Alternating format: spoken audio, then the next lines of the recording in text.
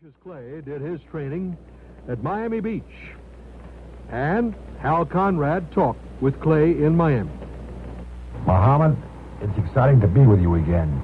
Let's forget the ballyhoo barrage and the name-calling for a moment, and tell me what you really think of Joe Frazier as a fighter. Joe Frazier is that, just a fighter. He's not a boxer. Joe Frazier's not a left jab artist. He throws a pretty good left hook, but not from the center of the ring. He don't hook off of jabs, shoot 3 and 4 jabs and then a hook. Joe Frazier just gets in close, catches his men when they get a little tired. They always beat him the first 2 or 3 rounds. And finally, he'll slip up on them, figure him out, and tag him with a hard hook. And the fellows that he's knocked out haven't been the quality type fighters to get up and to keep coming. They just, when they do get up, they like suckers, walk right back into the punch. He knocked Ellis down, knocked Foster down, they walk right back into the punch. A good master boxer who can fight Joe Frazier like Ellis did for 15 rounds if it have to go 15. A good master boxer who could fight Frazier like Foster did for the first round, he'll whoop him. But Foster was 188 pounds, he was too small. But a good 215 to 20 pounders such as myself, moving twice as fast as Foster, hitting twice as hard as Foster, much better than Ellis. I'm much better than Bonavina. I'm much better than Jerry Quarry. So this shows that Joe Frazier is a good fighter, but not a good boxer. And a good boxer, a good heavyweight, I would say Sugar Ray Robinson, or Kid Gavilan, or Johnny Bratton would just play with Joe Frazier. He doesn't seem to be very impressed with your speed. He told me he thought that Mathis was faster than you are, or just as fast. That goes to show you that he's shocked. Joe Frazier hates to admit it, but Joe Frazier got that title by beating Buster Mathis.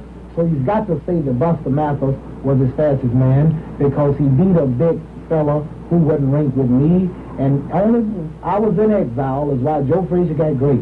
After defeating Sonny Liston, a man who was much better than Joe Frazier is now. When I was in the tour, I whipped Liston. Even when I wasn't as powerful as the old as I am now, strong, I didn't hit as hard.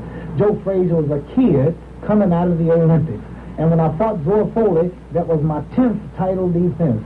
Then they started recognizing Frazier after I won 10 titles. And I predict it will all come out in this fight. You will see a master, beautiful, flashy, dancing, master, and boxing artist meeting a good Olympic fighter. I didn't have to fight Bonavina. I didn't have to fight Quarry. I think if a man's a champion, he should defend his title without return clauses and fight them all.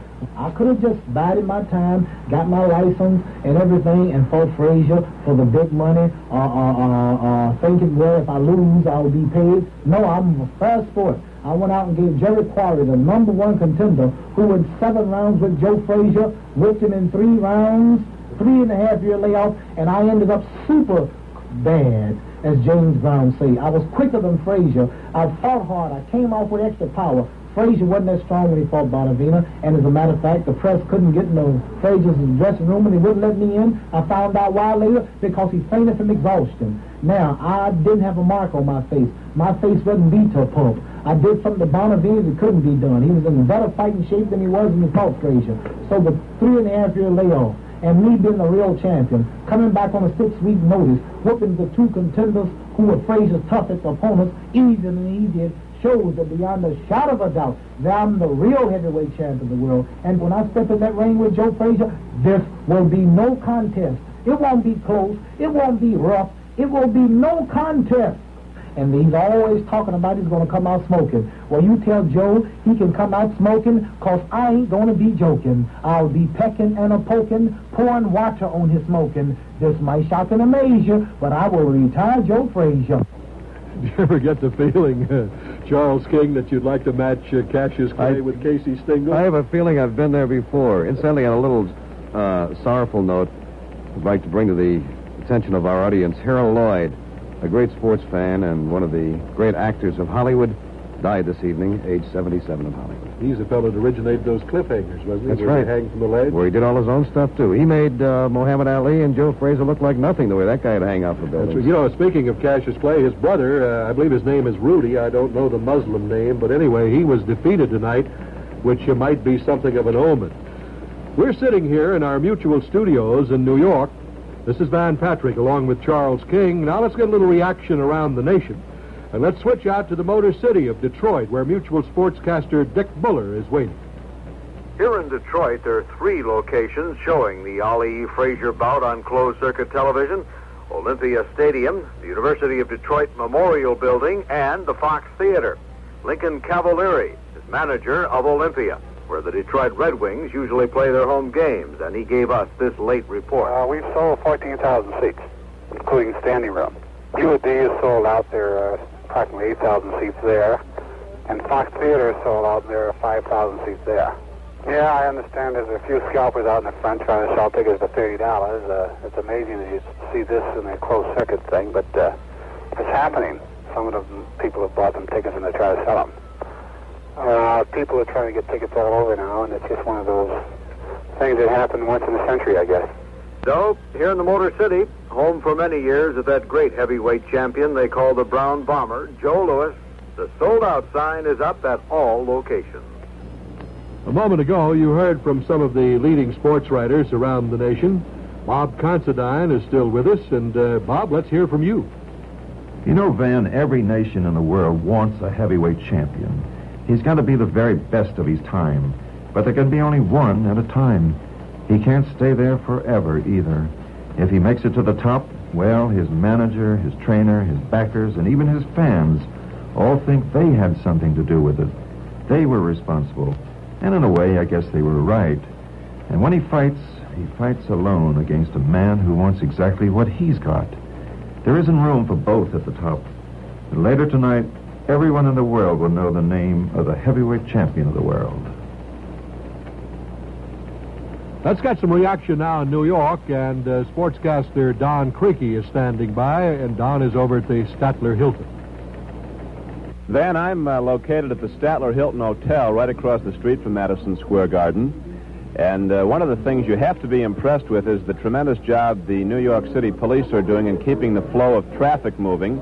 It was estimated earlier today there'd be upwards of 50 or 60,000 people concentrated in a one-block area during the fight, 20,000 inside the garden, and 30 or 40,000 milling around outside. Well, that's not going to happen because the police are keeping the traffic moving, and nobody who's not moving into the garden is allowed to stand around at all. There's electricity about the pre-fight atmosphere as we'd expect, and everybody's waiting now. As here in New York, it's reported the odds on the fight are absolutely even. So we'll be talking to you after the fight. Now back to you, Van Patrick. All right, Don. And Tim Ryan, earlier today, talked to a former champion, Gene Fulmer, and also Jose Torres.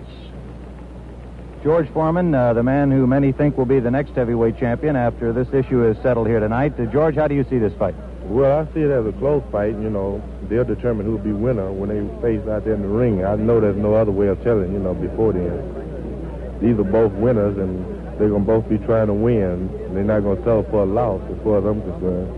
This is the classic confrontation, so they say, between a boxer and a slugger. How do you see that confrontation? Does one have an advantage over the other? Well, they're both, got a lot going for them. Joe Frazier has beat everybody available as far as he's concerned in a title contention, and he's recognized as the champion. I recognize him as a champion. That was George Foreman. Incidentally, we were at ringside, Charles, in Mexico City when George Foreman won the Olympic gold medal for winning the heavyweight championship. And, of course, he just sort of electrified the world and captured the hearts mainly of Americans when he waved that tiny American flag. And you and I sat there and we saw him, and that crowd came to its feet that night. I mentioned a moment ago that Tim Ryan was talking with Gene Fulmer and Jose Torres, and he is. Former middleweight champion Gene Fulmer. Gene, you're all the way from Salt Lake City to see this fight, so you must have some opinion on it. Yes, I do have opinion. Of course, I'm writing a story or two for Boxing Illustrated Magazine, right, Boxing Illustrated, and so they brought me in to view it and give my comments, and I feel very strongly that Frazier's going to win the fight, and if he doesn't, of course, I'm going to have to eat a lot of crow. But I've had to do that before with Moan. Gene, there's some similarity in his style and yours as a middleweight. Did that influence your opinion? I try not to think that it did, but I'm sure that it must have because, the better boxers feel that Clay's going to win, and the sluggers more or less lean toward Frazier. So I'm sure that there must be some influence in this. Of course, in judging fights, which I've done some, and every other boxer I'm sure has been asked to do this sometime or another, we kind of like what we thought we were, and kind of lean that way a little bit. So I'm sure this probably has some part of influencing my prediction on Frazier. Now, you defeated Ray Robinson, who was a classic boxer, of course, so there's a parallel there, too, for Joe Frazier. How did you beat him, and do you think that Joe used the same attack? Yeah, I'm sure he will. I beat Robinson by putting pressure on him, which is the only way that a slugger can beat a boxer. If you stand back and try to box with him, they'll box your ears off. But if you move in and throw punches and keep covered up, and when you get in close, throw the blows and move far enough away they're not going to hit you, that's the only way you can do it. And like you say, I did beat Robinson. I beat him 2 out of 3 times. But the second time, of course, he hit me with that one punch that turned the lights out. And I'm not discounting the fact that Clay can't do that to Frazier. I mean, Clay can punch sharp and he can punch hard and he can knock you out with one punch. And he can do this. But I definitely feel that if this does happen, he'll be taking a beating up too in that time. Thank you, Gene Fulmer. Former light heavyweight champion Jose Torres. And Jose, how do you see this fight tonight? I said, reluctantly, I'm picking Frazier, hoping that I'm wrong and that Ali wins the fight. Knockout or decision for Frazier? Oh, knockout. When? If Muhammad Ali goes over 7 rounds, nobody can beat him. I think he'll be the winner. But in other words, if he can take the pressure for the first 7 rounds, he's going to be unbeatable. But I don't think he'll be able to take the pressure for the 7th round. We'd like to remind you that portions of tonight's broadcast were taped prior to broadcast for release during this sports special. We now pause 10 seconds for station identification. Over this, the Mutual Broadcasting System. And this is 920 on the AM dial, 95.9 on the FM dial, KDHL AM and FM in Faribault. The time 13 minutes before the hour of 10 o'clock. This is Charles King with Van Patrick. Van, the big moment may be near. Well, Charles, after sundry introductions of former champions, the house at Madison Square Garden rose to give Joe Louis a tremendous ovation. As you know, Joe has been very ill. He's been out in Denver, Colorado, convalescing. Cassius Clay, resplendent in a red robe he calls the King's robe, was the first to enter the ring to a mixed chorus of cheers and hoots and boos. Mohammed wore high white boxing shoes with several red tassels on each, and he stood in his corner sort of jigging around, smiling at friends and winking. Then he put a savage frown on his face and pretended to be throwing lightning punches as his fans howled in delight. Frazier came in 2 minutes later, preceded by his armed bodyguard. Smoking Joe wore a short-length green robe tied with a yellow sash. Mohammed was cool and almost casual, laughing as Frazier was sweating heavily. And twice Clay danced across the ring and bumped into Frazier, who glared at him. In round 1, Clay took the first round as he outboxed Frazier and landed most of the punches. Clay landed the first 7 blows, including 2 good left hooks, as Frazier tried to get inside. And when Joe landed 1 good body punch, Clay tied him up and then mugged to the crowd that he wasn't hurt. We are not at ringside. What you have just heard is a summary of round 1 as received from the wire services. And? Now, I don't want to imply that any of you are in a rut when it comes to buying gasoline. But really now, don't you have the habit of going into one station most of the time? One where you get quality gasoline and good service? Well, fine. I mean, there's nothing wrong with that. I just wonder what you do when your gas gauge is getting down toward empty and you're out in a different neck of the woods. Then how do you know the best place to get your gasoline? Well, my advice is to always follow the North Star, because at Revlin's North Star station, across from the courthouse in Faribault, you'll find gasoline that's the highest quality, a price that's a little bit less, and glad to have you service, just like you came there all the time. And what's more, at Revlin's North Star station, you can use either their own North Star credit card or any oil company credit card that you carry. So when you're getting low on gasoline, and you're sort of lost as to where to go to get gasoline, just remember this: find the North Star. Yes, the North Star at Revlin's North Star in good old Faribault. You know, Charles, physically the advantages appear to lie with Cassius Clay. He's one of the largest men ever to reign as the heavyweight champion. Frazier is one of the smallest. The 29-year-old Clay is nearly 4 inches taller at 6'3", and he has a 6.5-inch reach advantage at 80 inches, and also is heavier. He weighed 215, and I believe, if memory serves me, that's about a half a pound more than he has ever weighed for a fight. As a matter of fact, Frazier came in, too, at 205, and he's heavier than he has ever been for a fight. Clay, admittedly, is faster, and his punching power, often underrated, can be testified to by his 25 knockouts in 31 consecutive victories. Frazier, whose biggest assets are his power, non-stop determination, and ability to weather the firestorm of the ring, has 23 knockouts in 26 fights. I don't know, after watching Frazier, he looks like sort of a motorized Rocky Marciano, if you remember how Rocky used to bore in from the opening bell. I certainly do. I think both of them are great as far as left hooks are concerned, because Ali is fast with the old 1-2 left hook, which is better than most fighters. But Frazier, I gather most sports writers think and give him credit for having power in each fist. But the left hook, again, does the most damage to anybody. And he will duck in and out. But did you see the Bonavino fight? Yes, I did. And as a matter of fact, I was a little disappointed in Clay's performance in that, and he had to score the knockout in the 15th practically to win the fight. Well, he claimed, of course, that he just wasn't ready for it. I saw some pictures of him this week where he had practically a big belly, and, you know, he just said he was not in shape. But he certainly is in shape for this one. You know, Clay has never recognized Frazier as the heavyweight champion, and neither has the cult that has grown up around Clay. Clay was at the height of his ability in 1967, when he was stripped of the championship and banned from boxing for refusing to go into the Army. And of course, we remember him well, and I'm sure our listeners do too, because at that time we were broadcasting live and direct and covering all of the Clay fights, the heavyweight championship fights. But not until October 26 last year, after a lengthy court battle, was Clay permitted to fight again, and he made his return in eloquent style, stopping Jerry Quarry in 3 rounds on December the 7th. He became the first man ever to stop the Hulking gentleman from Argentina, Oscar Bonavena. Now let's take a look at what happened, Charles. Just as a reminder, we are not at ringside, and what you are hearing are summaries of preceding rounds. Ben? All right, and here's what happened in round 2 at Madison Square Garden tonight.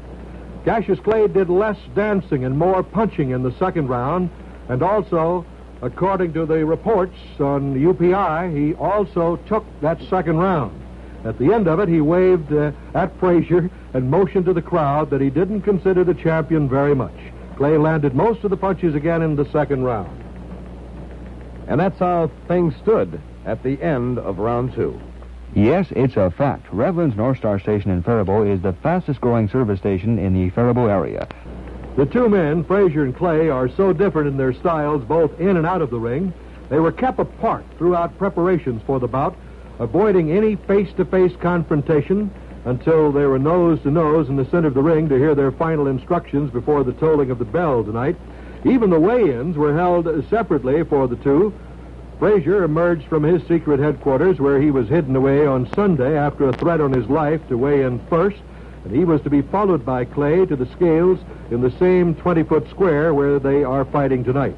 And after threats were received that Frazier should lose or else, the 27-year-old champion's headquarters were shifted to another hotel here in New York, and the security force that has followed him throughout the last weeks of the growing drama was strengthened even more, and they even accompanied him down the aisleway tonight at Madison Square Garden.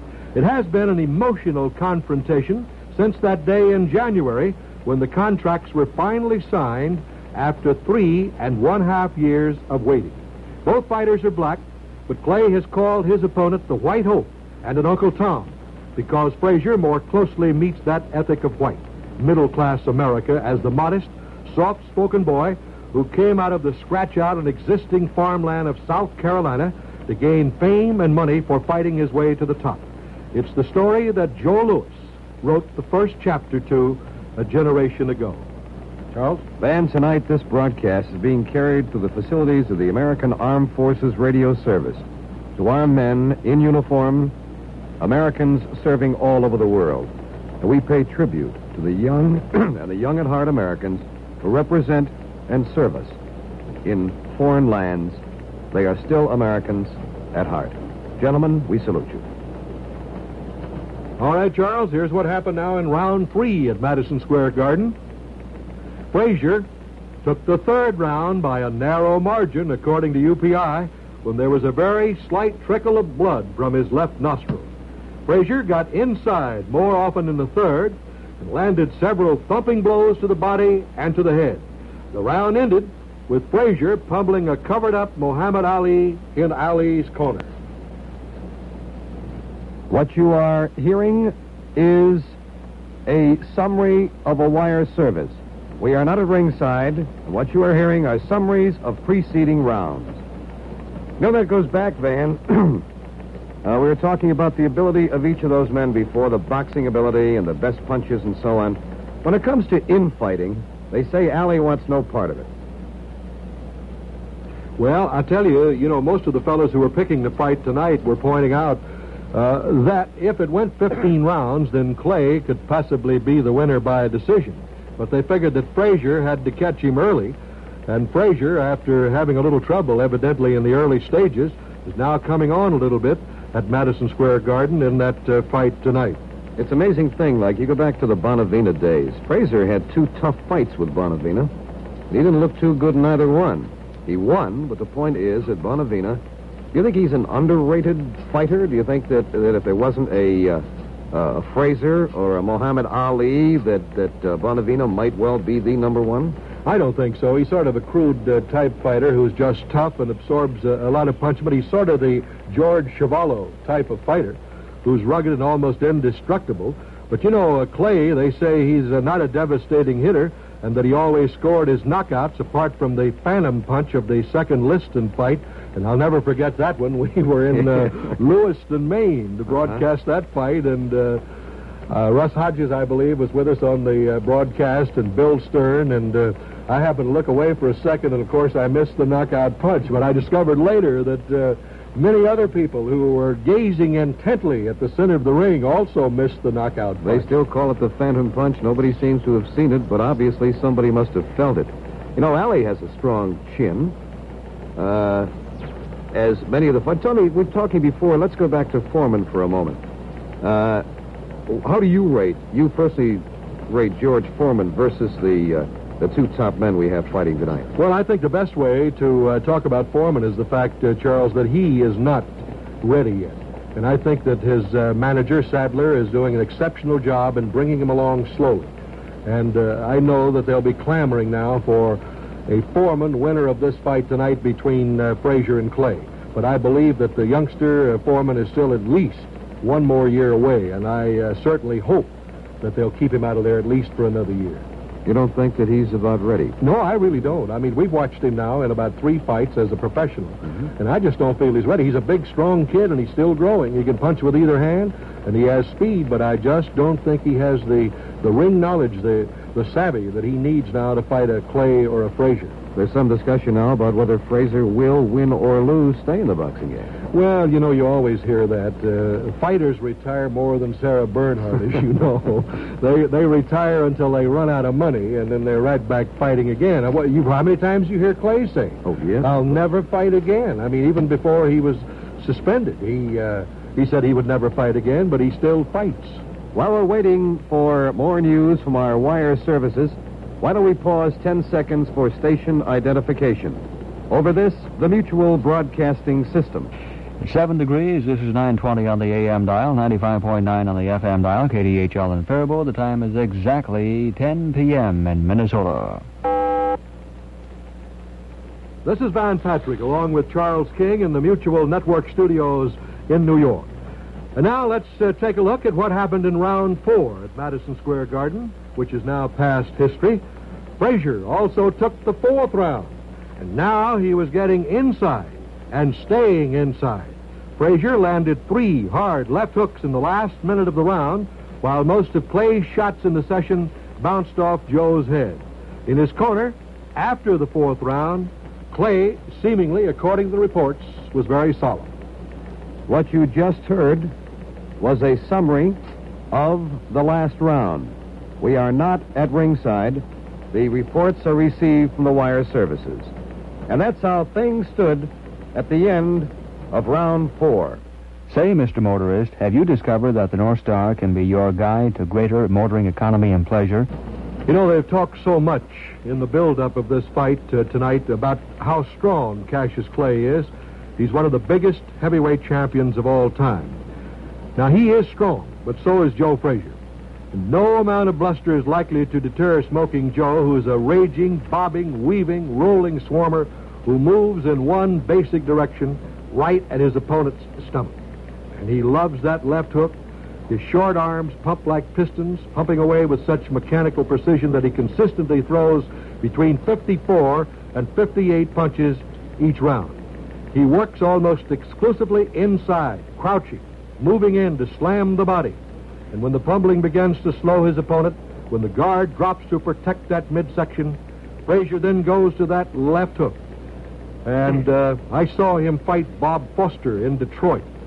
And Foster just didn't have any recollection of what hit him when Frazier unloaded. Frazier is a lot faster than most people give him credit for being. And his trainer has been showing him films all during his training session, not of Cassius Clay, but believe it or not, of Henry Armstrong and some of the other welterweights and middleweights and fighters who move fast, and teaching him how to move with them and cut them off at the pass, so to speak. And that's what he's trying to do tonight to Cassius Clay at Madison Square Garden. A great fight in progress. I think boxing has come back. I think this network actually had a lot to do with it, Van, and the STP Fight of the Month, which we started last year. But it's good to see boxing back. I can remember as a youngster, we used to see the boxing matches in the hometown, and there were the youngsters were coming up, and boxing was something. It changed over the years. I'd like to remind you we are not at ringside, and what you will hear is a summary of round 5 coming up as we see from the wire services. And in round 5, Clay took the 5th round when he went back to long-range boxing and bounced lefts and rights off the head of the oncoming Frazier. At one point, Frazier dropped both hands and came in bobbing and weaving and laughing at Clay, daring him to punch him. Well, could get a little dangerous around Madison Square Garden if that happens.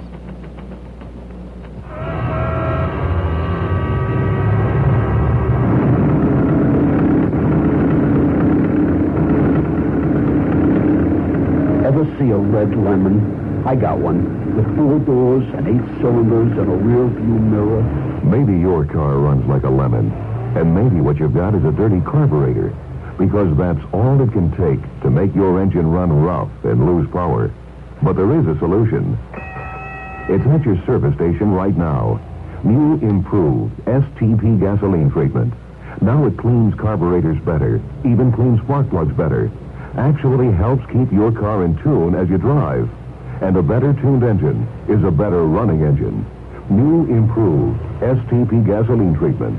Add a can next time you fill up. That STP gas treatment's really something. They ought to call it lemonade. New improved STP gasoline treatment. You'll feel the difference.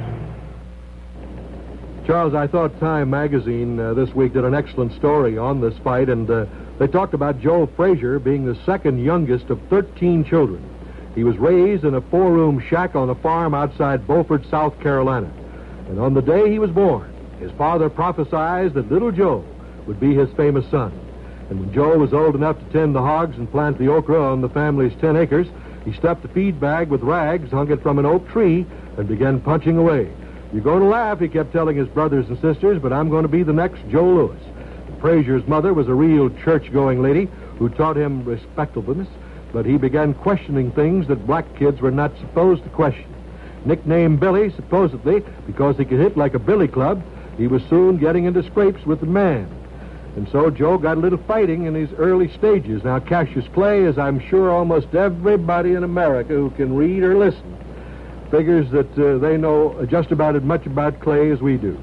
He hung around Louisville long enough to graduate 376th in a high school class of 391. Then he flew to Rome for the 1960 Olympics, won a gold medal as a 178-pound light heavyweight, and returned home to a reception that crippled the town. And so Clay, you know, was handled in his early stages by a group of Louisville businessmen, but he finally broke with them and went out with Angelo Dundee and was going great till he got into trouble with the United States Army. You know, Clay was, as you know and as I know, very much underrated when he first went into the ring. In fact, when he won the world title 1964 by dethroning Sonny Liston, he was an 8-1 underdog. And tonight the odds were pretty close as far as his fight against Frazier is concerned. I read something cute about Frazier some time ago. He took a day off, but he suddenly awakened at 2 a.m., was very edgy. He awakened his sparring partners, made them go outside for road work. He usually does this at 6 o'clock in the morning, but he says, when I run, man, everybody runs. We are not at ringside, and what you now will hear is a summary of round 6 as received from the wire services. Well, Cassius Clay, using his left jab, often like a long spear, had the edge in the 6th round. Frazier kept boring in, taking shots on his head in order to pound body blows that did not seem to upset Cassius Clay. That's the way round 6 went at Madison Square Garden. As I told you before, when Frazier says, when I run, everybody runs, I imagine, and I've stood next to this man, if he looked at me and said run, I think I'd be running a darn good mile, even if I couldn't move getting, in or out of the ring. You've talked with him many times. What's your personal impression of Joe Frazier? Well, Joe finds his peace in cars and music. He lives in Philadelphia, has about a $125,000 home in suburban Philadelphia. And he has a 6-car garage, and he has 6 cars. And he probably, if he wins tonight, will pick up a couple more and park them out in the street. In addition to the cars, he has a motorcycle that he guns down the country roads at speeds of up to 100 miles an hour. Now, he is handled by a group that formed a corporation called Cloverlake. And they are handling his affairs, and as you pointed out earlier tonight, Joe actually will come out of this fight tonight with more money to him than Clay will receive by something like $200,000, the way they have it figured out. Now, you asked me about Frazier. When you talk to him, he doesn't want to talk to you about fights. He wants to talk to you about his music. And he's got a sort of a bluesy rock and roll band called the Knockouts, and he sees the music as his future. He figures that with the music, he'll be able to spend a little more time at home or take his family around with him and not go into the heavy training. And he opened his act, if you recall, out in Las Vegas a year or so ago and suffered a broken ankle out there. He got so carried away by the rock band that backed him up. Well, he's no better or no worse than some of the singers I've heard recently on various radio stations and on some of the records which my children play. You said that about Frazier. I didn't. I said no better or no worse. Now, this doesn't mean he isn't the greatest or he isn't the worst, but what I've heard him sing, I've understood the lyrics, and that's something. That is. That's really half is. of it right there and then, I'll tell you. Well, there's no question about it. If he can win this fight tonight here in New York, he will be a big drawing card on the nightclub circuit, and he can pick up a lot of money, but I don't think you'll ever see a payday again like the one he's receiving tonight. It's almost unbelievable when you stop to think that promoters would put up a total of $5 million, top money, put it in escrow, and give each fighter $2.5 million. We were talking about it in the studio earlier today, and I said, probably they could have got away if they'd offered maybe $1 million to each fighter. But that ruled out a lot of promoters. $2.5 million per man. But, of course, there are a lot of cuts out of that, too. A lot of people have to be paid. I guess a lot of it's written off, but you still walk away with $1 million out of $2.5. It's not bad. No, that's true. That's not bad. I mean, that's a great payday, and the greatest sports payday in history. If Muhammad Ali wins tonight, Van, what do you think the future holds for him, excluding the review in the Supreme Court? Well, that, of course, will be his prime concern, and he will give you the impression that he's not too concerned about what the courts will do. But I just don't believe that. We spent a lot of time with Clay when we were broadcasting the heavyweight championship fights live. It's an interesting thing about Cassius, and I still call him that because I don't recall anywhere he legally has changed that name, but maybe he has. But, when you talk to him individually, he's a very exciting young man. But if one other person shows up, he's on stage. At the weigh-in today, he put on a show likes of which you've never seen. And he screamed and yelled all during the weigh-in today. I'd like to remind you we are not at ringside, and what you hear during the round summaries is a summary of the rounds as received from the wire services. You know, I talked with Cassius Clay's wife today. She was having lunch at Toots Shores, and Gene Ellenwick and I were at the next table. And I started to walk by her. We had a tape recorder with us, by the way, and we were interviewing some of the folks there. And there happened to be a young man with them who recognized the old announcer and spoke to me. And I said, you know, Mrs. Clay, I'm not going to ask for your comment on the fight tonight. And she says, well, I know only 2 words about fighting. No comment. Reminder, we are not at ringside. What you will now hear is a summary of round 7 as received from the wire services. Clay's boxing skill and reach kept him in charge in the 7th round. Once again, he finished the session with a contemptuous wave toward Joe's corner. Near the end of the round, Frazier backed Clay into a corner, and he pummeled him in the body, landed 2 shots to the head, while Clay contented himself with jabs. Both times, Clay shook his head, and I imagine that would indicate that he wasn't hurt. And that's how things stood at the end of round 7. Remember back when people used to pick the best eating place on the highway by watching where the truck drivers pulled in?